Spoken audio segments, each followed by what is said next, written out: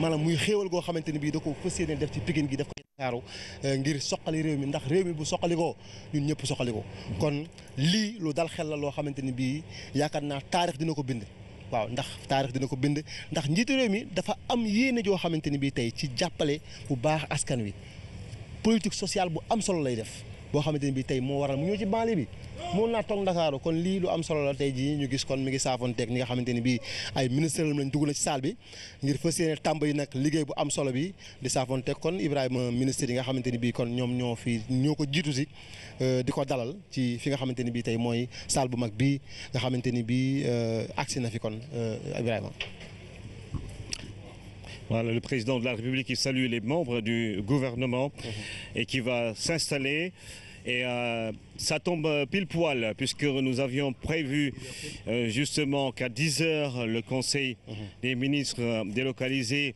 ici à Pikine va débuter.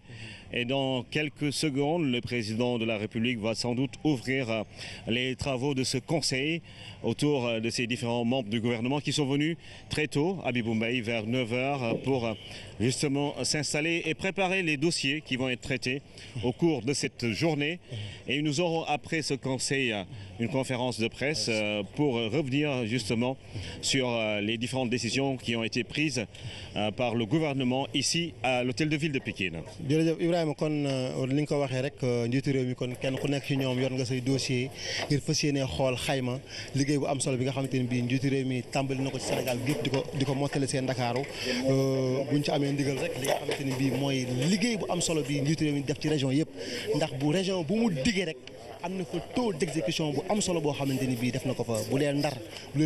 leen diggee téeméer defal na leen juróom-ñaar fukk ak ñett muy 73%. bu dee Kaolack bu leen diggee téeméer defal na leen juróom fukk ak juróom-ñaar bu dee Ziguinchor toll na ci juróom-ñaar fukk ci taux d'exécution ak ñett bu dee Fatick fanweer ak ñeent ci téeméer boo jël bu dee Tamba ñeent fukk ak juróom-benn ci téeméer boo jël bu dee Matam moom dafa dem ba weesu téeméer yi ndax dafa am ay maanaam lu prioritaire loo xamante ni bii dafay am foofu ci Matam. Monsieur le Premier ministre,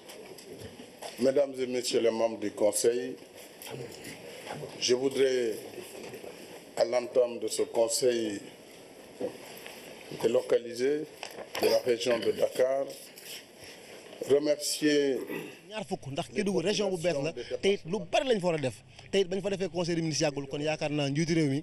dafa fas yéene indi lu am solo bu dee Kaffrine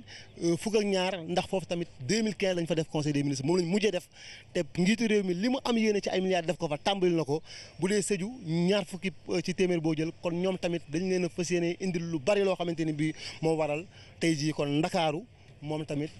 fi la ñuy xaymaa lu bëree bëri yaakaar naa bu président de la république jógee fii ci Ndakaaru di ay dogal yu am solo dina fi ñëw yoo xamante ni dina tax lii di ay taux de réalisation ci lépp loo xamante ni bi njiitu réew mi diggoon na ko ci région yi ngir mu gën koo yëkkati rawatina ci Ndakaaru gi Ibrahima. waaw ñoo ko déggandoo Abibou Mbaye ñoo ko gisandoo également salle bi ngi nii si ginnaaw foofu la gouvernement bi daje président de la république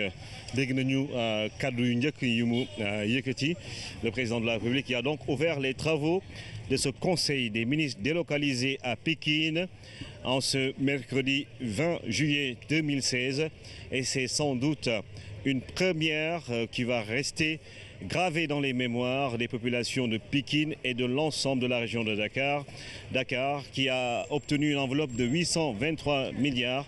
à l'occasion de ce Conseil des ministres décentralisé pour faire de l'émergence une réalité dans les 4 départements de cette région capitale. Oumou Baldé, je pense que